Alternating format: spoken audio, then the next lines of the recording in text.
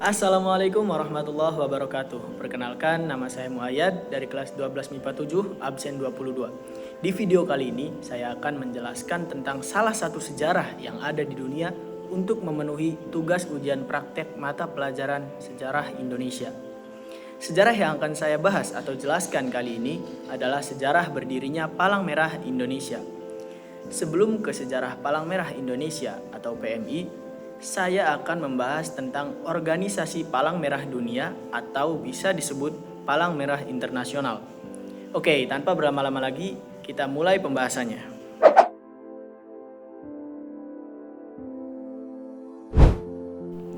Sejarah lahirnya gerakan Palang Merah dan Bulan Merah Sabit Internasional adalah pada tanggal 24 Juni 1859 di kota Solferino, Italia Utara. Pasukan Prancis dan Italia sedang bertempur melawan pasukan Austria dalam suatu peperangan yang mengerikan.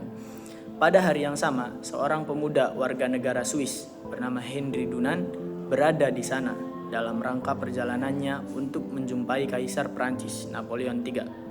Puluhan ribu tentara terluka, sementara bantuan medis militer tidak cukup untuk merawat 40.000 orang yang menjadi korban pertempuran tersebut.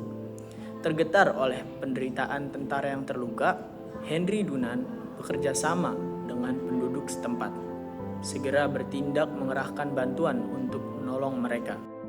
Nah, tindakan yang dilakukan oleh Henry Dunant inilah yang akan menjadi cikal bakal pembentukan organisasi kemanusiaan Palang Merah Internasional, sehingga ia disebut sebagai Bapak Palang Merah Dunia.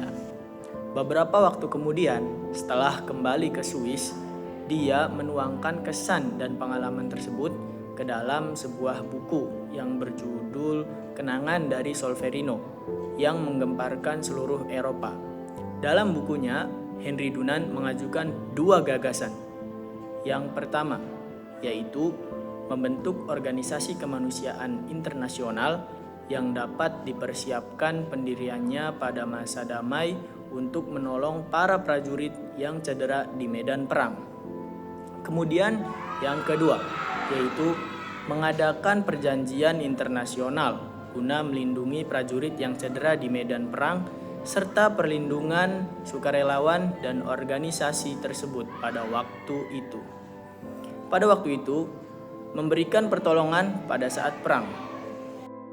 Pada tahun 1863, 4 orang warga kota Jenewa bergabung dengan Henry Dunant untuk mengembangkan gagasan pertama tersebut.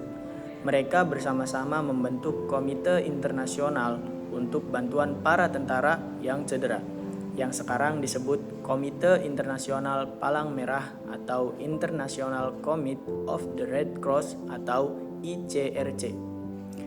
Dalam perkembangannya, kelak untuk melaksanakan kegiatan kemanusiaan di setiap negara, maka didirikanlah organisasi sukarelawan yang bertugas untuk membantu bagian medis Angkatan Darat pada waktu perang. Organisasi tersebut yang sekarang disebut Perhimpunan Nasional Palang Merah atau Bulan Sabit Merah. Berdasarkan gagasan kedua, pada tahun 1864, para prakarsa pemerintah federal Swiss diadakan konferensi internasional yang dihadiri beberapa negara untuk menyetujui adanya konvensi perbaikan kondisi prajurit yang cedera di medan perang. Konvensi ini kemudian disempurnakan dan dikembangkan menjadi Konvensi Jenewa 1, 2, 3, dan 4 tahun 1949 atau juga dikenal sebagai Konvensi Palang Merah. Konvensi ini merupakan salah satu komponen dari Hukum Perikemanusiaan Internasional atau disingkat HPI, suatu ketentuan internasional yang mengatur perlindungan dan bantuan korban perang.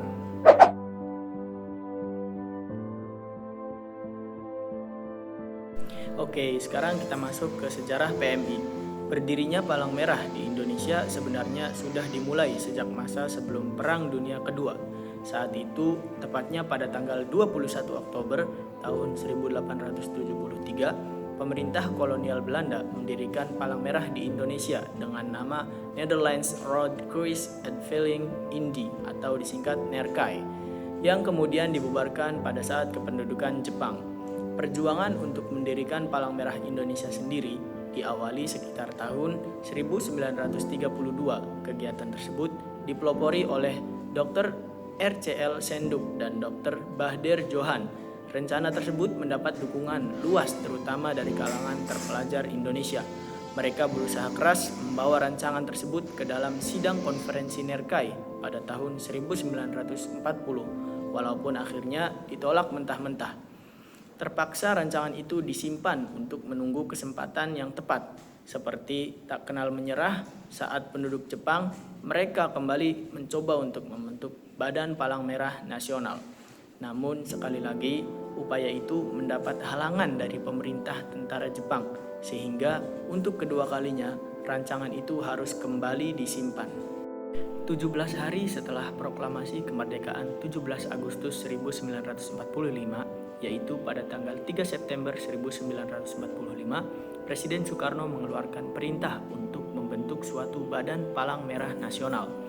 Atas perintah Presiden, maka Dr. Buntaran yang saat itu menjabat sebagai Menteri Kesehatan Republik Indonesia Kabinet 1 pada tanggal 5 September tahun 1945 membentuk Panitia 5 yang terdiri dari Dr. R. Mokhtar sebagai ketua, Dr. Bahder Johan sebagai penulis, Dr. Johana, Dr. Marzuki, dan Dr. Sintala sebagai anggota. Akhirnya Perhimpunan Palang Merah Indonesia berhasil dibentuk pada tanggal 17 September 1945 dan merintis kegiatannya melalui bantuan korban perang revolusi kemerdekaan Republik Indonesia dan pengembalian tawanan perang sekutu maupun Jepang.